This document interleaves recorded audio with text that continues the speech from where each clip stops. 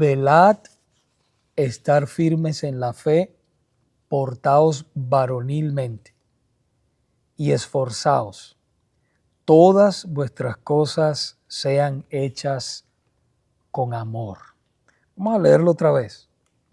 Dice, velad, estad firmes en la fe, portaos varonilmente y esforzaos. Todas vuestras cosas sean hechas con amor. En el libro de Nehemías encontramos la historia de un hombre que oró y dependió de Dios 100%. Si usted no ha leído el libro de Nehemías, léalo para que usted vea lo que es un hombre, un líder. Ahí podemos ver un líder que luchó mucha adversidad, pero siempre confió en Dios y Dios le dio fortaleza y valentía para terminar su misión. Entonces, en ese momento, hablando de Nehemías, el libro de Nehemías, los judíos estaban en una situación terrible de vergüenza y humillación por haber pecado contra Dios. Su ciudad estaba destruida y sus murallas estaban derribadas. Y en aquella época, cuando una ciudad no estaba murallada, entonces estaba expuesta a que los enemigos fácilmente vinieran y la sitiaran, la destruyeran. No era como hoy en día. Bueno, hoy en día también hay murallas, ¿verdad? Aquí están haciendo el muro cada vez más grande y todo. Pero sí, sus fronteras tenían que estar, esas ciudades, amuralladas. Entonces, la ciudad estaba totalmente desprotegida, la ciudad de Jerusalén, y a merced de sus enemigos. Dios en su misericordia levantó a Nehemías para la reconstrucción de los muros de Jerusalén. Pero el pueblo enfrentaba grandes amenazas, como ya hemos visto, ¿verdad? Los enemigos se levantaron para detener la obra, pero Nehemías no permitió ni que el miedo lo paralizara, ni que el miedo o el temor lo venciera. A veces nosotros vemos a las personas que tienen mucho valor, ¿verdad? Y leemos todos los personajes bíblicos y vemos, wow, pero ¿cómo esta gente pudo? Por ejemplo, un Gedeón, ¿verdad? Un hombre tan temeroso. ¿Cómo pudo servir a Dios y hacer todo lo que el Señor lo mandó a hacer? Bueno, Dios lo fortaleció, hermanos, pero a veces nosotros pensamos que la valentía es la ausencia de temor. Y no es así. Valentía es hacer lo que tienes que hacer así sientas temor. Eso es valentía. Es avanzar a pesar del sentimiento de temor. Todos los seres humanos sentimos temor a hacer cualquier cosa, ¿verdad? Tal vez uno a estudiar, el otro a trabajar o buscar un trabajo nuevo, algunos, tantas cosas, lo que estamos enfrentando muchos hispanos, ¿verdad? Donde estamos en un proceso migratorio y todas las cosas que se escuchan en las noticias y lo que pasa, ¿verdad? Y enfrentamos temor. Pero hermanos, si algo nosotros debemos estar seguros es que Dios nos ha traído aquí. Y si nos ha traído aquí, Dios tiene un propósito. Y por encima de cualquier cosa, Dios va a cumplir su propósito en cada uno de nosotros. Entonces, cuando nosotros oramos y tenemos esa seguridad de que Dios está haciendo, no es que no va a haber la ausencia de temor, va a haber la ausencia de temor, pero sentimos una seguridad de que Dios quiere que nosotros hagamos eso. Es algo que usted siente en su corazón. No sé si a usted le ha pasado. Cuando Dios pone en su corazón hacer algo, hay que analizarse muy bien, porque puede ser que usted lo que tenga es el temor y el temor lo paraliza, ¿okay? Como pudo haber paralizado a Nehemías. Y no es que usted diga, no, es que Dios no quiere que yo haga eso, no. Puede ser que usted tiene temor y por eso no avanza. Yo recuerdo cuando manera de testimonio. Cuando el Señor a mí me llamó a plantar una iglesia, una obra en Venezuela en aquella época, hace años ya. Yo sentía temor, se los confieso, yo sentía temor y mi esposa también. Y orábamos y pedíamos al Señor dirección. Señor, muéstranos qué debemos hacer, si debemos ir allá, si debemos hacerlo. Pero a pesar de ese temor, yo sentía verdaderamente la convicción de que eso era un llamado de mi vida, que si yo no lo hacía, yo me iba a sentir totalmente frustrado. Yo no iba a hacer, era una necesidad que brotaba de mí, que yo tenía que hacerlo a pesar de la contrariedad, a pesar de los obstáculos que nosotros no teníamos mucho dinero, era muy poco lo que teníamos para el viaje. En esa época ya había caído el socialismo, el comunismo, estaba todo eso allá. Y yo recuerdo que una vez sentado en una de las bancas, yo estaba atrás y había personas que no me conocían en la iglesia. Y el pastor estaba diciendo que nosotros íbamos como misioneros y todo. Y yo recuerdo que cuando el pastor está hablando y todo para donde íbamos y él dice, uff, y van a ir para allá, para ese país que está destruido. Y yo estaba al lado de esa persona y la persona no sabía que era yo. Entonces yo me levanté de ahí, uno como ser humano, ¿verdad? Uno dice, no muy animadito por ese señor que pronunció esa palabra, ¿no? Pero en medio de la oración, recuerdo que un día, porque fue tiempo de verdad orando, buscando la dirección del Señor. Y recuerdo que un día estaba así en el closet vistiéndome, creo que para venir a la iglesia. Y ese día entró una convicción en mí, una convicción tan grande de que yo tenía que hacerlo, a pesar del temor. Siempre el temor estaba, ¿no? Pero hay veces que a pesar del temor usted tiene que tomar una elección, hermano. Y si usted siente esa seguridad, por eso hay que aprender a discernir lo que el Señor nos está dirigiendo a hacer. El temor es el obstáculo más grande que el ser humano enfrenta. Eso es lo que yo creo. ¿Por qué? Porque el temor reúne una serie de circunstancias. ¿Y si no tengo dinero? ¿Y si me pasa esto? ¿Y si no me aceptan? Yo no lo sé hacer. Un montón de cosas que vienen a tu cabeza. Pero de algo sí yo estoy seguro. Cuando usted da el paso en obediencia al Señor, usted ve la gloria de Dios que se manifiesta, a pesar de su temor. Entonces, si Dios lo está mandando a hacer algo, como le mandó a Nehemías, muévase en fe y el Señor va a proveer todo. Nunca es al revés. No, yo voy a esperar que todas las circunstancias estén correctas, perfectas para yo moverme, tener el dinero, tener el carro, que la gente me sonríe y me llame por teléfono y me diga que todo va a estar bien, que venga, que te... No, hermano, si usted espera eso, se va a morir de viejito esperando. ¿Ve? Entonces no.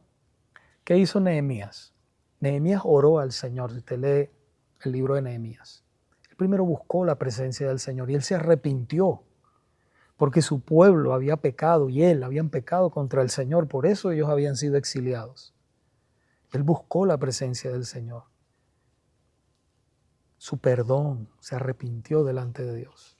Y Dios había prometido que los iba a perdonar donde quiera que ellos estuvieran. Si ellos se arrepintieran, el Señor otra vez los iba a restaurar y los iba a traer a su tierra. Entonces eso fue lo que sucedió. Y levantó a Nehemías. Y el Señor empezó a abrir puertas, a tocar corazones, el del rey, el de la gente. Pero en medio de todo eso había oposición. Siempre hubo oposición. Ellos construyeron ese muro en 54 días, creo que fueron. 54 días, 52 días. Algo así, no recuerdo, pero sé 50 y algo. Esos muros. Y no fue fácil. Hubo mucha oposición. Deseos de matarlo a él, que era el líder que estaba liderando todo ese proyecto tan grande.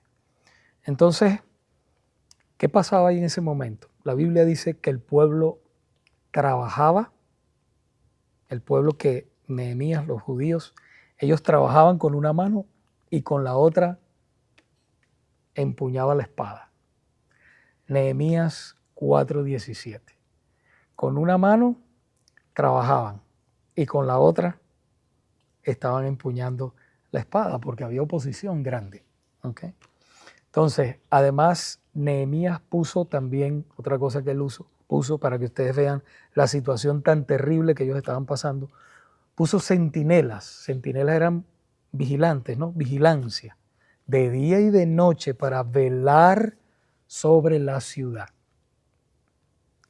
Ellos no podían dormirse porque el enemigo podía atacar en cualquier momento. Su vigilancia era una muestra de fe y de obediencia.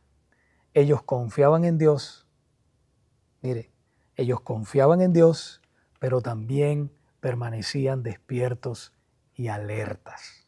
¿Sí? Así también nosotros como hijos de Dios debemos velar, ¿verdad? Y orar. Debemos estar velando. Mientras edificamos nuestras vidas espirituales y servimos al Señor en su iglesia, debemos estar atentos porque el enemigo busca que distraernos, desanimarnos y destruirnos. Eso es lo que el enemigo... Aquí nosotros donde estamos ahora, hermanos, ustedes ven que la obra va avanzando. La gente nos está visitando. La gente llama por teléfono. Hemos estado orando por un avivamiento, ¿verdad que sí? Por un despertar espiritual. Estamos ayunando también por las almas perdidas. Y el Señor se está glorificando y se va a ir glorificando conforme a su voluntad de una manera mayor, ¿verdad que sí? A medida que su iglesia va aprendiendo, se va edificando. Pero en medio de todo eso también hay oposición. ¿Usted cree que el enemigo está contento con todo lo que está pasando? No. Estamos bautizando, estamos predicando la palabra, estamos enseñando la palabra. Entonces va a haber oposición, pero debemos avanzar a pesar de esa oposición y tener cuidado, porque a veces decimos, no, pero yo me puedo descuidar y me relajo. No, hermanos, uno no se puede relajar. Uno tiene que estar velando, como el Señor le dijo a los discípulos, lo vamos a ver aquí un poquito más adelante. El llamado de Pablo cuando dice velad es el mismo que resuena en los muros de Jerusalén, que les dijo Nehemías, velad, confía en Dios, pero no bajes nunca la guardia. Siempre debemos estar en guardia. Es como los soldados. Los soldados, ustedes saben que los soldados cuando están en guerra, ellos duermen con su fusil y vestidos, porque no saben cuándo va a pasar algo. Ellos no es que se desvisten como nosotros, que nos ponemos la pijama. Y no. Cuando tú estás en guerra, ellos duermen con el uniforme y con el fusil en la mano. Nosotros como hijos de Dios debemos estar siempre con toda la armadura de Dios puesta, en todo momento, y velando. No podemos descuidar la oración, no podemos descuidar congregarnos, no podemos descuidar la palabra. Debemos estar en todo momento en eso, buscar. Cuando sintamos, aparte de que yo llame al ayuno, y usted siente ayunar, Señor, necesito ayunar. Usted sabe cuando usted lo necesita hacer. Hágalo. Busque la presencia del Señor. Busque crecer en piedad. Eso va a ser bueno para usted y para la vida de la iglesia. Vamos a ampliar un poquito más en 1 Corintios capítulo 16, versículo 13, y concentrémonos solamente en esa palabra velad. Velad. En otras palabras, el Señor nos ordena a que estemos alerta. Velad es alertas.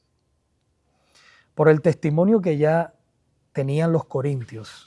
Hemos predicado toda esa carta de 1 Corintios, ahora estamos en 2 Corintios. Ya ustedes conocen iba a decir en inglés el background, el trasfondo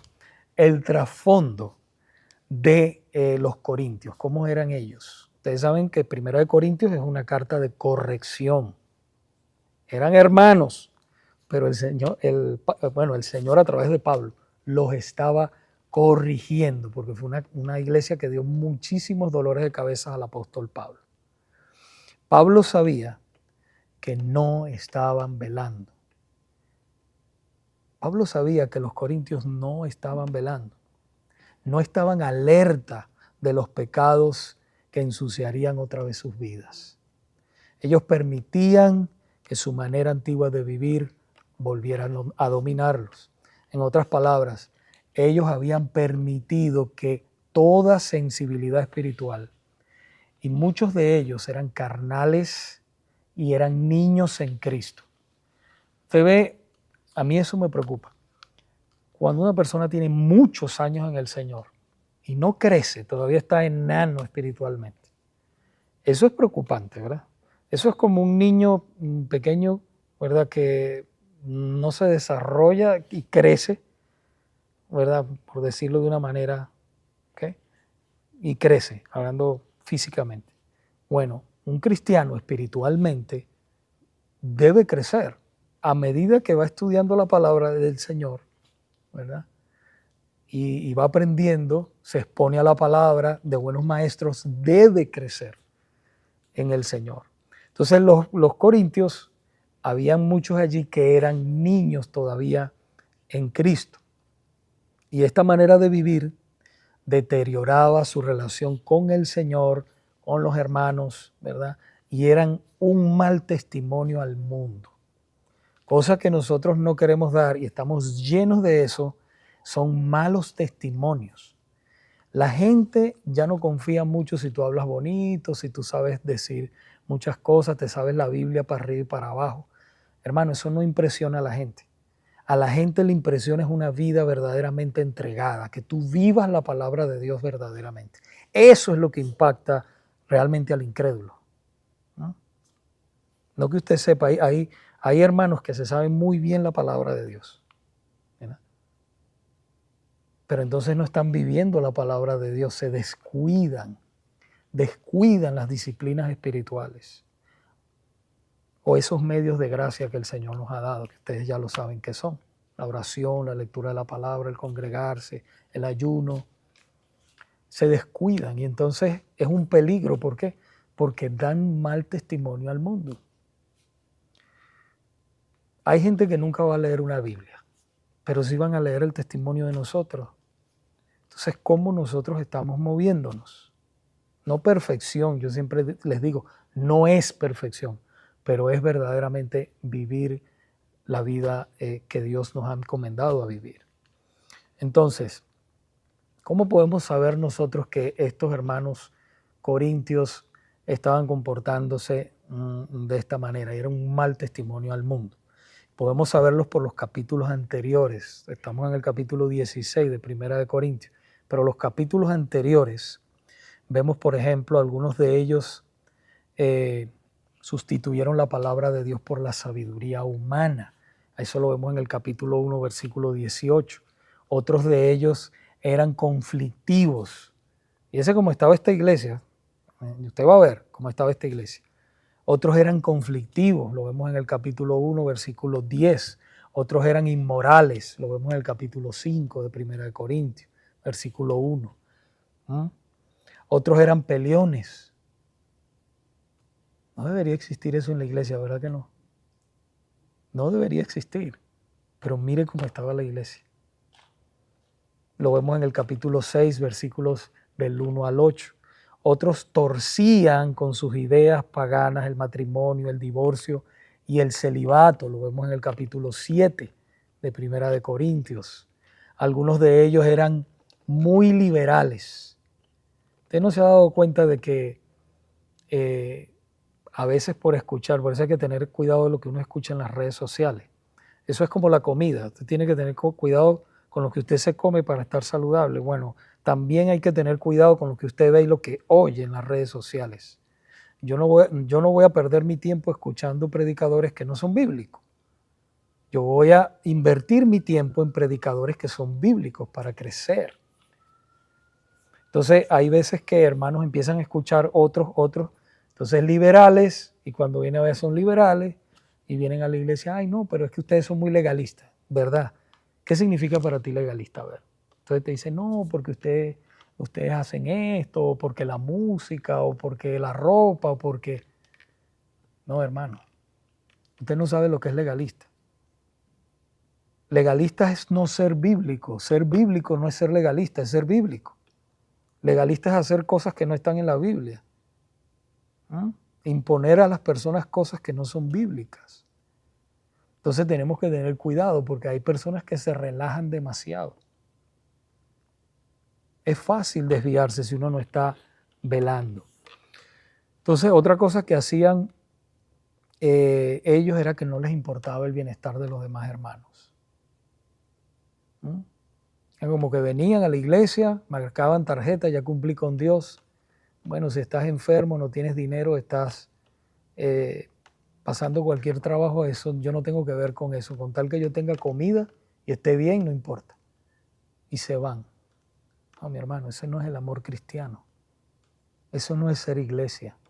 Entonces ellos estaban en esa situación también. Otros hacían mal uso de los dones espirituales, ¿verdad? Hoy en día vemos eso, se hace mucho énfasis en eso, en el uso inadecuado de los dones espirituales. Y eso lo vemos en 1 Corintios capítulo del 12 al 14.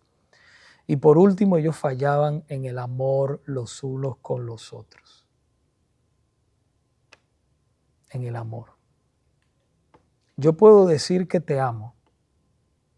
Yo lo puedo decir, eso es fácil decirlo. Pero yo tengo que demostrarte que te amo verdaderamente. Con acciones. Con acciones. Si yo de verdad te amo, yo me voy a sacrificar por ti. Yo me voy a preocupar por ti. Yo he visto cristianos verdaderamente preocupados por otros hermanos. Verdaderamente. Que se quitan lo de ellos para dárselo a otros. Yo lo he visto. Y que son ejemplos para mí. ¿En qué conocerán, dijo nuestro Señor, en que son verdaderamente mis discípulos? En que se amen los unos a los otros.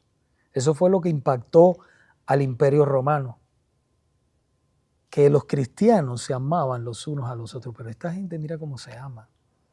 Y qué hermoso cuando entren por ahí, la gente pueda ver que nosotros nos amamos verdaderamente.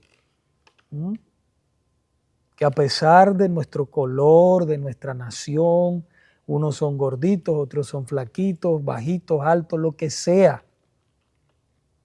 Yo siempre digo que Dios creó una sola raza, la humana. Como dice la palabra, somos de una sola sangre, el libro de los Hechos.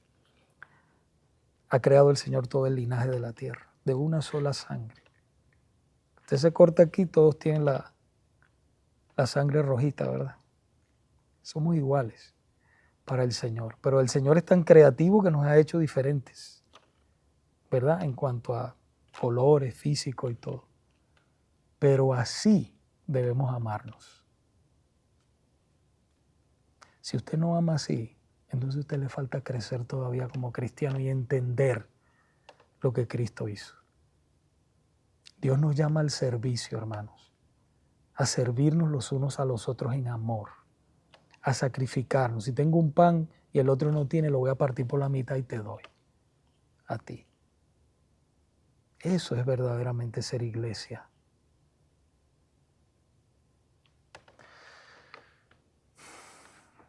El apóstol Pablo después les corrige estos errores y les dice, velen. Es como si les dijera, estén alertas para no caer de nuevo en estos pecados, porque estos pecados los destruyen a ustedes como iglesia. Es verdad que el Señor ha dicho que las puertas del Hades no prevalecerán contra la iglesia, pero la iglesia verdadera, no la iglesia perfecta, la iglesia verdadera, la iglesia que se esfuerza, que se ama, que tiene un problema y van y se lo dicen, se ayudan el uno al otro. La iglesia que disciplina. Si tiene un problema con uno, como dice la palabra, si tu hermano peca contra ti, ve, a Él y díselo. Entonces debemos corregirnos. El que es verdaderamente hermano o hermana te escucha. Te escucha y se arrepiente y te pide perdón. Eso téngalo por seguro. Si no lo es, te da la vuelta y te deja ahí. Puede ser que en el momento de la vuelta y te deje ahí, pero después te llama. Porque también hay algo, hay un monstruo que tenemos nosotros. Yo digo que eso es parte de la miseria humana, el orgullo. Ese orgullo que a veces se nos pega, ¿verdad? Y entonces tenemos que luchar contra eso, contra el orgullo. Pero si es hermano o hermana, después vuelve y te llama o te busca, porque es así, ¿verdad? El apóstol Pedro escribió acerca del peligro de no velar. Primera de Pedro, capítulo 5, versículos 8 y 9. Dice, sed sobrios y velad,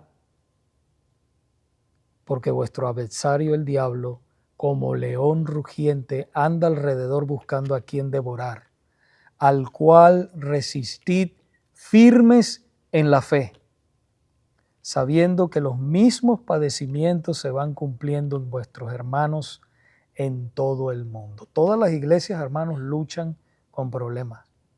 Si usted está buscando la iglesia perfecta, no la va a encontrar. El primer imperfecto soy yo. Somos imperfectos. Pero que el amor reine en esa iglesia, que el perdón, que el arrepentimiento, que la ayuda. Es una iglesia verdadera conforme a la palabra del Señor. Si ustedes recuerdan unas horas antes que nuestro Señor Jesucristo fuera entregado en la cruz para salvar a su iglesia de la condenación eterna, nuestro Señor se encontraba en el huerto de Getsemaní. Y nuestro Señor llevó consigo a Pedro, a Jacobo y a Juan. Y les dijo en el Evangelio de Mateo capítulo 26, versículo 41, velad y orad para que no entréis en tentación. El espíritu a la verdad está dispuesto, pero la carne es débil. La carne es débil. La carne no quiere orar, no quiere. Hay veces que usted siente como un deseo, ¿verdad?, de orar. Pero normalmente usted no siente ese deseo. Entonces hay que obligar la carne a orar. Y una de las formas que nos ayuda es el ayuno. Nos ayuda a orar. Mientras el Señor oraba con profundo dolor, parece que ya el Señor se iba a entregar por nosotros en ese momento. Sus discípulos se quedaron dormidos. 3 veces nuestro Señor los encontró dormidos en lugar de estar velando. En vez de estar ellos velando en oración, el Señor los encontró dormidos. ¿Y qué sucedió cuando llegó la hora de la prueba?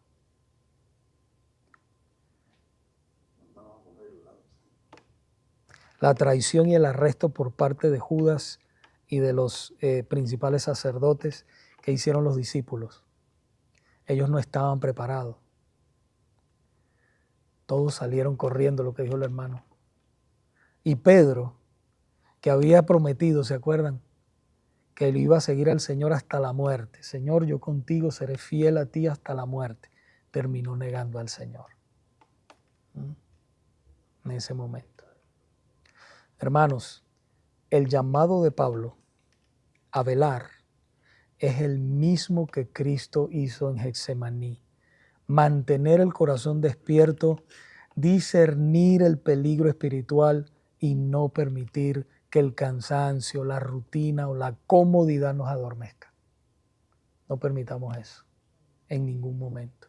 Cuando un hijo o una hija de Dios deja de velar, caerá fácilmente en la tentación. Eso es seguro. Cuando un líder o cualquier hermano en la iglesia cae en la tentación es porque se descuidó. descuidó la oración, descuidó la lectura de la palabra, descuidó la comunión con los hermanos, descuidó el ayuno y por eso cayó en tentación. ¿Usted cree que el enemigo, yo a veces me imagino, el enemigo debe tener, no sé si usted se acuerda de esas películas del oeste, que ponían una foto así del que estaban buscando, el más buscado, y lo ponían así en todos los sitios, ponían la foto del más buscado. Bueno, así es usted en el infierno, el más buscado. Es una alegoría, ¿no? Una metáfora. El más buscado, porque él sabe que usted no le pertenece y que usted está en las manos del Señor y que usted predica el Evangelio. Entonces, el enemigo no se va a quedar tranquilo, sentadito, esperando que usted haga lo que sea. No, va a haber siempre oposición. Lea el libro de los Hechos para que usted vea toda la oposición que todos los apóstoles y todos los hermanos enfrentaron. El Señor estaba con ellos, pero ellos enfrentaron siempre oposición. ¿Mm?